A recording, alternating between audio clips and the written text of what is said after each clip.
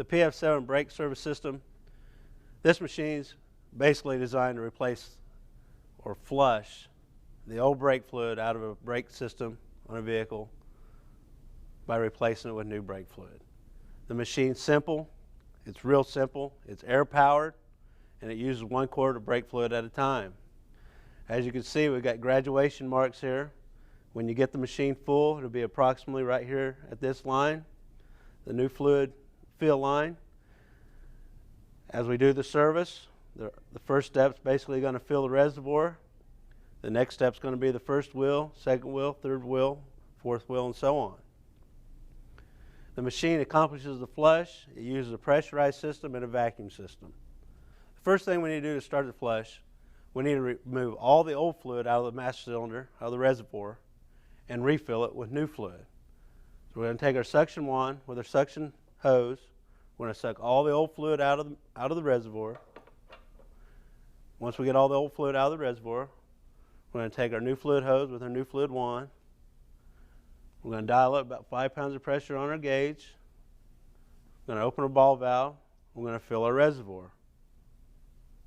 After our reservoir is full, we will identify the appropriate adapter we need for the vehicle. We've got several adapters, vehicle-specific adapters. If we don't have a vehicle-specific adapter for the vehicle that you're working with, we do have several universal adapters that will work on most all vehicles out there. After you get the adapter onto the reservoir, we'll take our new fluid hose, put it onto our adapter. We're going to open our ball valve, and we're going to raise our pressure in between 10 to 15 pounds. After we've got that hooked up, we want to take our vacuum hose, take our suction hose, take our suction hose, take our suction adapter, suction hose. We're going to turn our suction on. We're going to do the flush. We're going to use 2 methods of doing the flush. We're either going to use the OEM, the manufacturer's recommendation, by which wheel we will start at first and end at last, or we will just go to the wheel, start at the wheel farthest from the master cylinder, which is going to be the right rear. Go to the right rear, put our suction wand on there. We're going to open the bleeder, and we're going to watch our fluid level. When our fluid level gets down to the first wheel mark, we're going to close our bleeder. We're going to go to the left wheel. After we get there, we're going to do the same thing. We're going to open our bleeder. We're going to watch our fluid level. Once it gets down to the second wheel mark, close our bleeder. We're going to go to the right front. Right front, we're going to do the same method. Watch our level till it gets down to the third wheel mark, and we're going to go to the left front and do the same thing. After we're done doing the service, we're going to release the pressure off the machine, turn off our suction pump. We're going to take our cap, our new fluid hose, take our cap off the reservoir, make sure that our fluid level's where it's supposed to be on the reservoir, and we're done with the service. Before doing the PF7 brake flush, we want to go around to each bleeder. We want to check each bleeder to make sure there's no pre-existing condition that will prevent us from doing the flush. All we need to do is make sure we got, there, that's enough. Got a little drip coming out of it, that's good enough. We want to go to each wheel and do the same thing. The back 2 check out fine, we're going to move to the front. This one checks good also. So we're ready to move the truck back down. We've checked all our bleeders. The next thing we want to do is set up our machine. PF7 is air operated. PF7 is a 1 quart machine. We're going to go ahead and fill it up.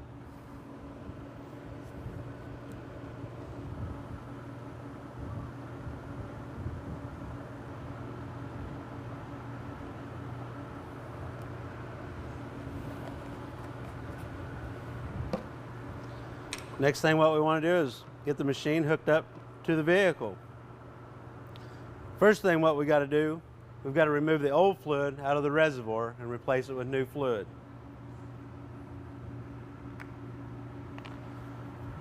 So we're going to take our suction hose, suction 1. We're going to turn our suction on.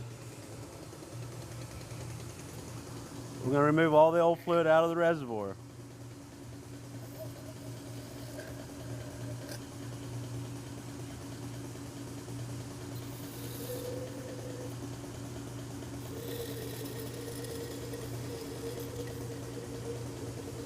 Some reservoirs we're not able to get to the bottom of the reservoir with the large suction wand. What we do, we've got a small suction wand. It'll slide in the end of our large suction wand, and we can feed it down in the bottom of the master cylinder, removing all the old fluid.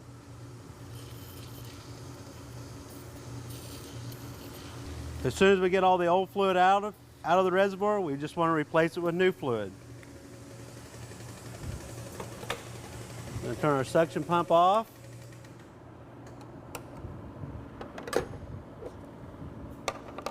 Take our new fluid wand, take our new fluid hose.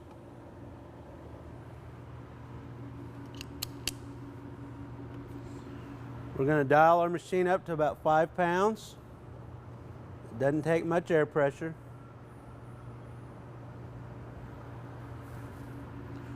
We're going to open our ball valve.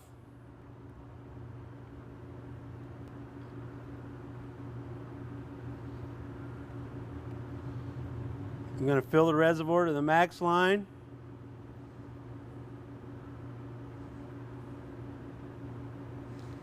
I'm going to fill the reservoir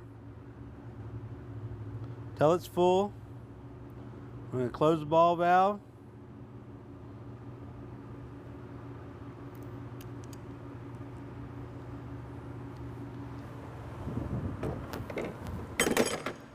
Don't be concerned if the fluid level isn't down to the reservoir line, the machine will still function properly. Next, we need to identify the appropriate adapter that will fit the vehicle.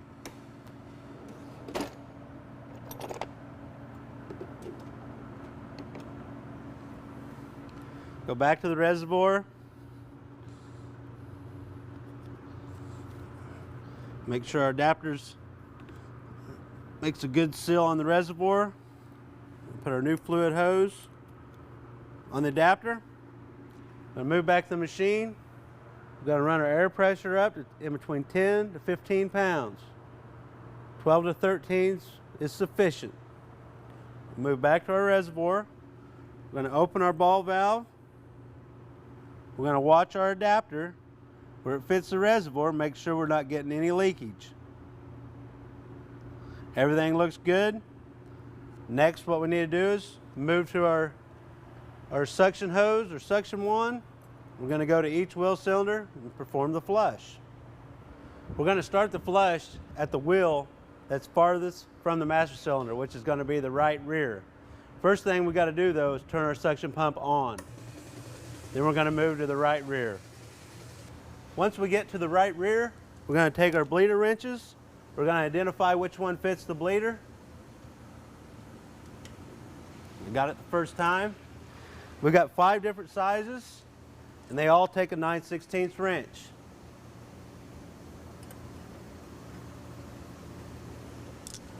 Once we get our bleeder wrench on there, slide our suction tube up into the bleeder wrench, and we're going to open the bleeder valve. We want to position the machine where we can watch our fluid level.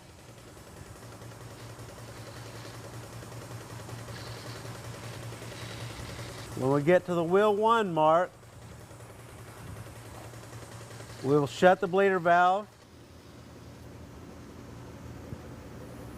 I'm going to move on to the left rear. Once we're back to the left rear, slide our bleeder wrench on there, open it up, and we'll watch my fluid level once again. I get to the next mark.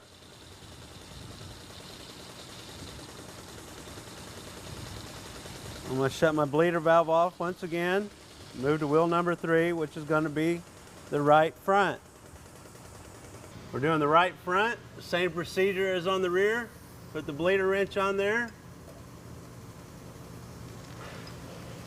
Open the bleeder valve.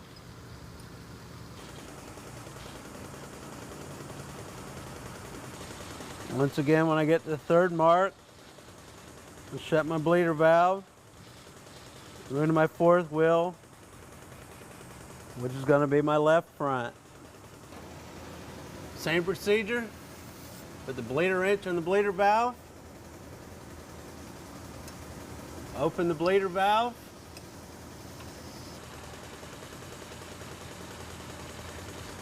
Down to the final mark, I'm going to close the bleeder valve.